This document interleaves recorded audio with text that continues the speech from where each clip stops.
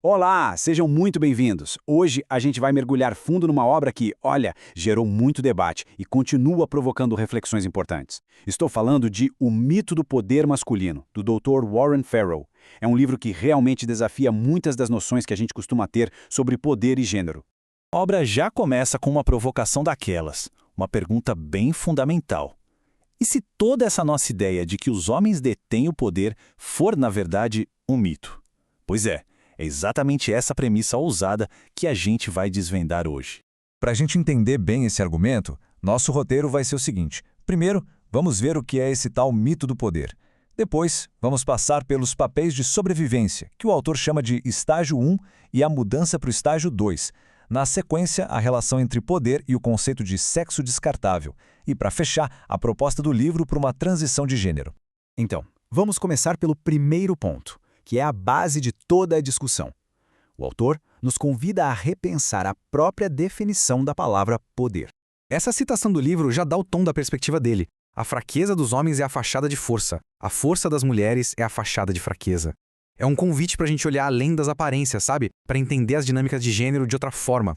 E aqui está o ponto crucial. O livro propõe uma nova definição de poder. Não se trata de ter influência sobre os outros, mas sim de ter controle sobre a própria vida. É bom guardar bem essa ideia, porque ela é a chave para entender todo o resto do argumento. O livro argumenta que, por quase toda a história da humanidade, a sociedade funcionou no que ele chama de estágio 1. Vamos ver o que isso significa na prática. Bom, nesse estágio, o objetivo número 1 era simplesmente sobreviver.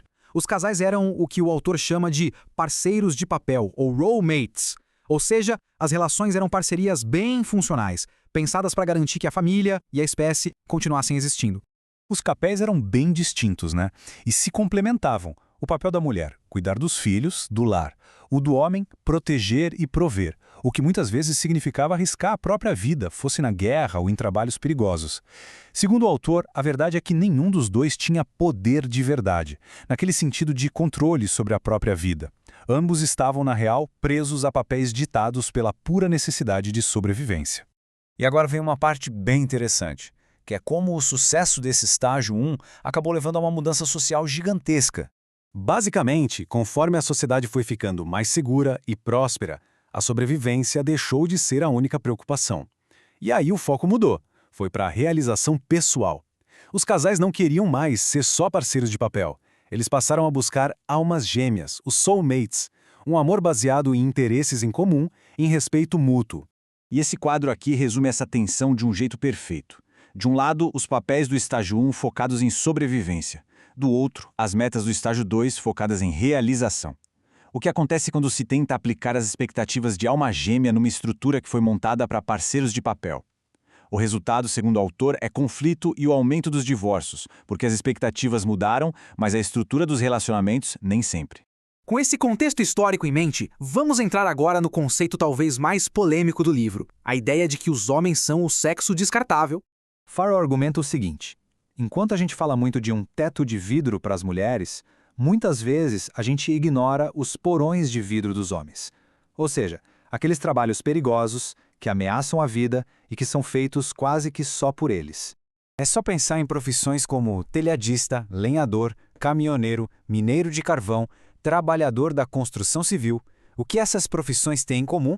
Elas estão entre as mais perigosas que existem. E o livro aponta que a esmagadora maioria das pessoas que trabalham nelas são homens. E só para a gente ter uma dimensão disso, uma fonte citada na obra, o Jobs Related Almanac, fez um ranking dos piores empregos nos Estados Unidos. O resultado? 24 dos 25 piores eram ocupados quase que exclusivamente por homens. É um número que faz a gente pensar. Para o autor, o exemplo máximo desse conceito de descarte é o papel do soldado. A sociedade, muitas vezes, romantiza a obrigação de morrer em batalha, chama isso de glória. Mas Farrell argumenta que isso mascara uma realidade bem brutal, a falta de escolha e a falta de controle sobre a própria vida. Ok, então, depois de apresentar todos esses problemas, qual seria a solução? Para onde vamos a partir daqui? Vamos ver o que o livro propõe para o futuro. A solução proposta não é um movimento de homens contra mulheres. Longe disso. É o que ele chama de um movimento de transição de gênero. A ideia central é que os problemas não são culpa de um sexo ou de outro, mas sim de papéis históricos que hoje estão obsoletos. O objetivo, então, seria ajudar todo mundo a se adaptar a essa nova realidade do estágio 2. E como seria esse caminho? Bom, primeiro, reconhecendo que os papéis antigos eram um fardo para os dois lados. Depois, abandonar a rigidez do estágio 1 e caminhar juntos para papéis mais flexíveis. Isso também significa repensar o que é força para que essa ideia inclua a expressão das emoções dos homens e buscar uma igualdade que seja não só de oportunidades, mas também de responsabilidades. Um esforço que, segundo o autor, precisa vir de ambos os lados. E essa análise da obra nos deixa com uma pergunta final para a gente refletir. Se os papéis antigos já não servem mais, que novos papéis vamos construir juntos para o futuro? Essa é a grande questão que o mito do poder masculino nos convida a responder. Muito obrigado por acompanhar essa exploração com a gente